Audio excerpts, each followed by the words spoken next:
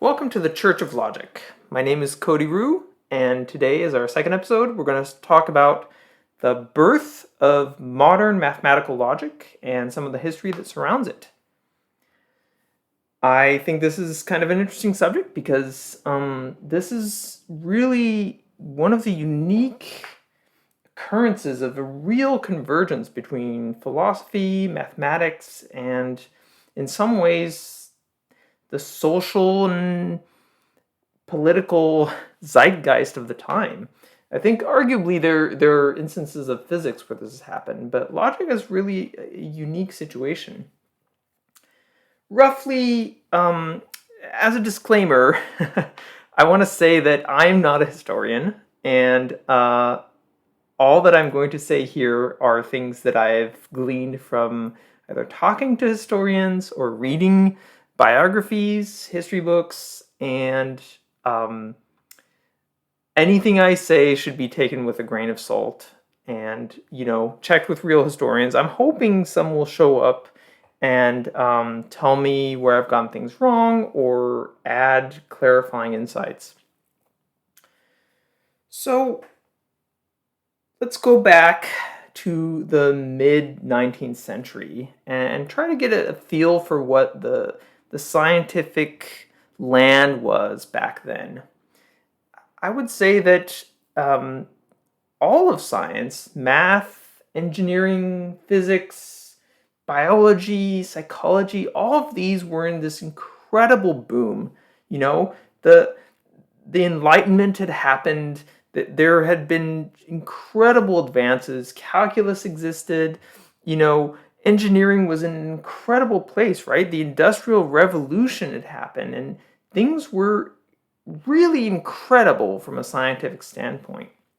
I think there was this general feeling that we were kind of close to figuring it out, right? Whatever it was, we were close to figuring it out. We were close to solving these fundamental problems of nature. And I think this really translated into mathematics. I mean, mathematics was doing incredibly well, really. I mean, there had been very, very important advances in number theory. The prime number theorem had been proven. I'm not going to go into what that is, but all I'm saying is that there had been really incredible things happening, a flurry of activity, and people were very excited. People felt like we were making advances at this exponential pace. And so how does logic fit into this? I think, first of all,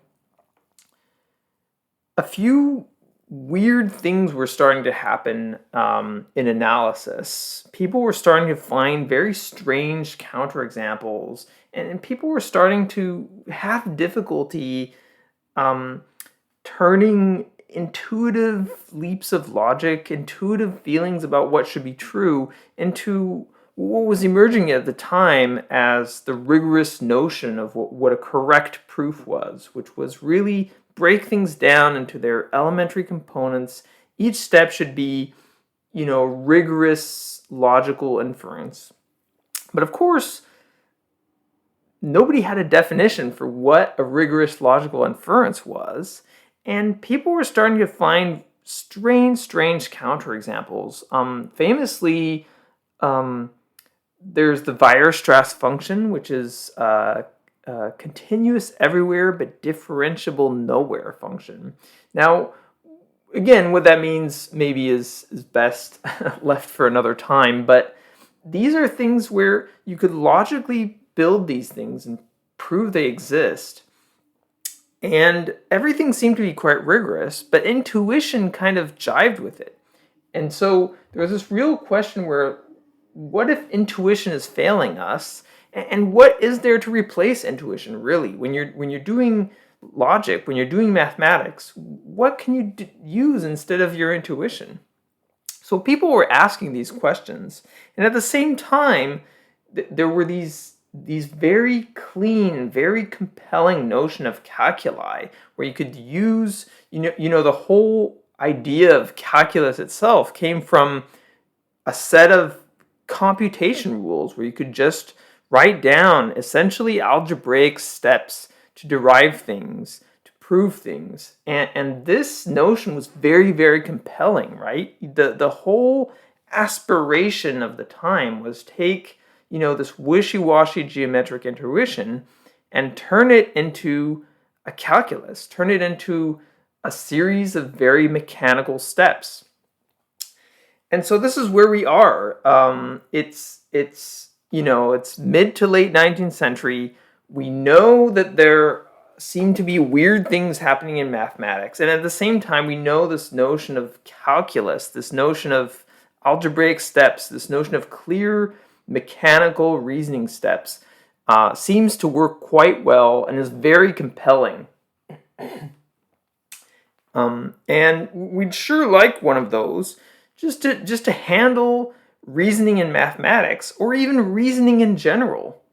And I think this is kind of the premise of logicism, right? This is kind of the premise of, the work by Frege and Russell and Whitehead and, to a certain extent, Dedekind and Hilbert, where they were taking all of these intuitive notional steps in mathematics, and they're trying to say, okay, well, let's pull out some logical foundation, some just mechanical operations where you can write down something and apply a series of rules to it, and at the end we get something that we can read off and is an absolute mathematical truth. And okay, so that's the premise, and the question is this possible? Well, already people at the time,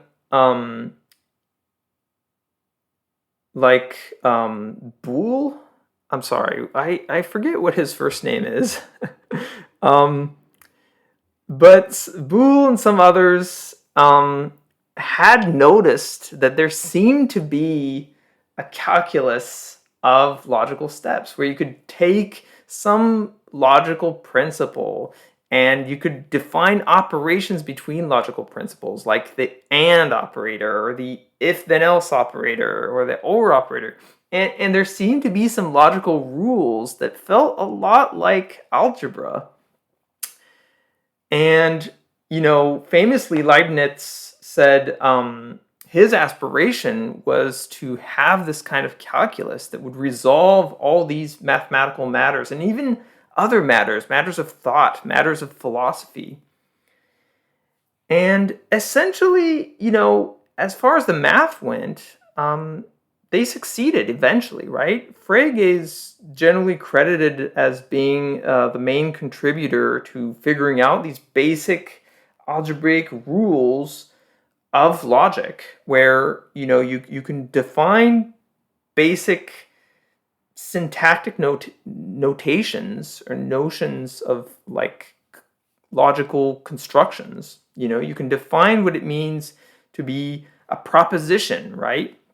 And you can define operations between propositions, and you can write all these down, and then you can define very simple mechanical rules to move from one proposition to the next in a way that seems intuitively justified.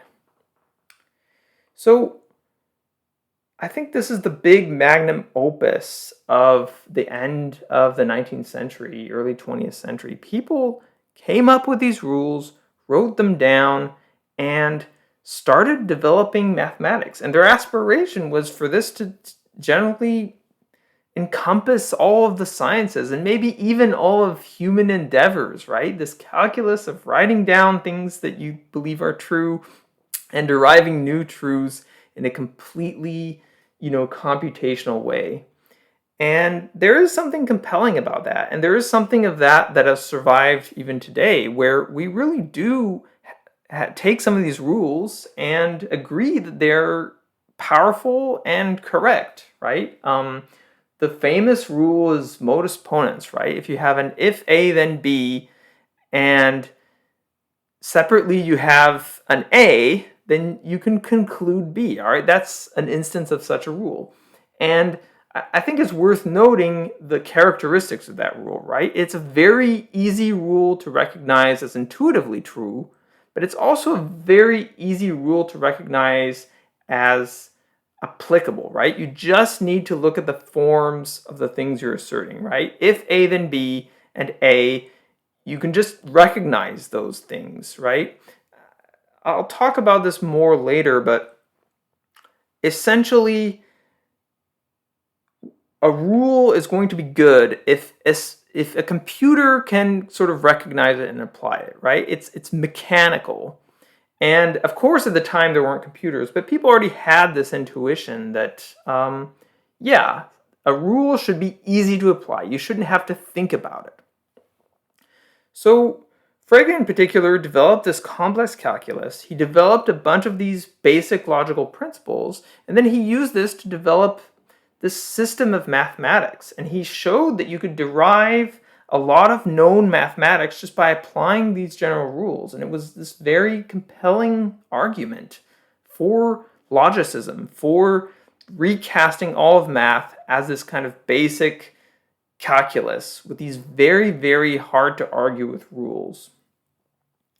And what's kind of amusing as the punchline to this story is once he had concluded this magnum opus where he'd created these rules, he'd created this notational system, and he had shown how to do mathematics with it, Bertrand Russell comes along and says, hey, one of these rules feels a little funny. It feels like maybe you can derive a contradiction from these rules. And that was an absolutely devastating blow. Frege had built this entire system, this very clear, compelling system, except it contained a contradiction. And in the next episode, I'll explain why contradictions are so bad. But it was very devastating. Essentially, it undermined a lot of the message. That being said, most of what he did remains valid today.